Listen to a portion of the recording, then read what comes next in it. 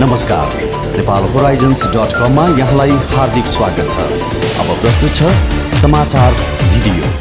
एमाले अध्यक्ष झलनाथ खनालले आइतबार हुने 6औं पटकको प्रधानमन्त्री निर्वाचनबाट पनि मुलुकले प्रधानमन्त्री पाउन नसक्ने बताउनु भएको छ। युवा संघ नेपाल केन्द्रीय संगठन विभागको भक्तपुरमा आयोजित राष्ट्रिय कार्यशाला गोष्ठीमा बोल्दै खनालले भन्नुभयो, यदि दुई मध्ये एक उम्मेदवारले 301 मत पाएर छिनफानो भए पनि प्रधानमन्त्रीले के काम गर्ने, त्यसले शान्ति प्रक्रियालाई कसरी टुङ्गाउने, संविधान निर्माण 9 महिनामै कसरी सकाउने जस्ता प्रश्नहरू राख्नु भएको थियो। सहमति बिना शान्ति प्रक्रिया र संविधान निर्माण अगाडि बढ्न नसक्ने उहाँको भनाइ छ।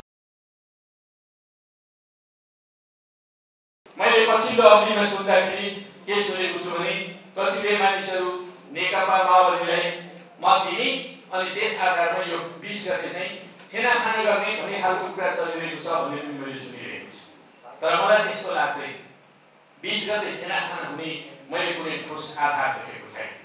र मानिलिनुहोस् छेनाफाना नै भयो, कुनै एउटा उम्मेदवारले 301 नै पाए, त्यो 301 प्राप्त गरेर बन्ने प्रधानमन्त्री यो देशमा गर्ने, त्यसले शान्ति प्रक्रियालाई टुङ्ग्याउँछ कसरी अनि त्यसले संविधान बनाउँछ कसरी, जबकि 2/3 बहुमत बिनाको संविधान बन्न सक्दैन र दुवै पक्षहरूले एउटा सहमति नगरिकन हामीले हलो अड्कायौँ भन्ने खालको कुरा गरिन्छ। हामीले कतै हलो अड्काएका छैनौँ।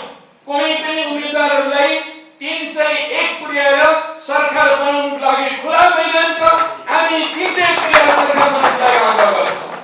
तर आफै नसक्ने, आफैसँग त्यो योग्यता नहुने, त्यो क्षमता नहुने अनि नेकपा एमालेलाई तटस्थताको आरोप लगाएर अनि आत्मतुष्टि लिने यो काम चाहिँ नगर्नु भएरै मित्रहरूलाई फलिफाप हुन्छ, मित्रहरूको स्वास्थ्य पनि लाभ हुन्छ भन्ने हामीलाई लाग्छ।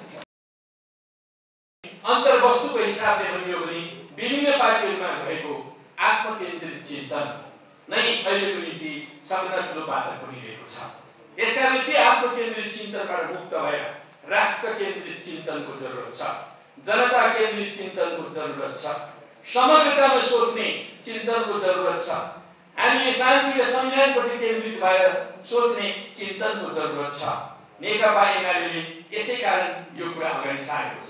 अहिले कतिपय मानिसहरू के भनिरहेका छन् भने यो अहिले राष्ट्रिय सहमति भनेको त नेकपा एमालेले आफूले सत्ता हत्याउनको लागि गरेको चालबाजी मात्रै, मेरो नेतृत्वमा मात्रै नयाँ सरकार बन्न सक्दछ, मेरो नेतृत्वमा मात्रै राष्ट्रिय सहमति बन्न सक्दछ, त्यसकारण आऊ मेरो नेतृत्वमा बनौँ, हामी कहिले दावा गर्दैन।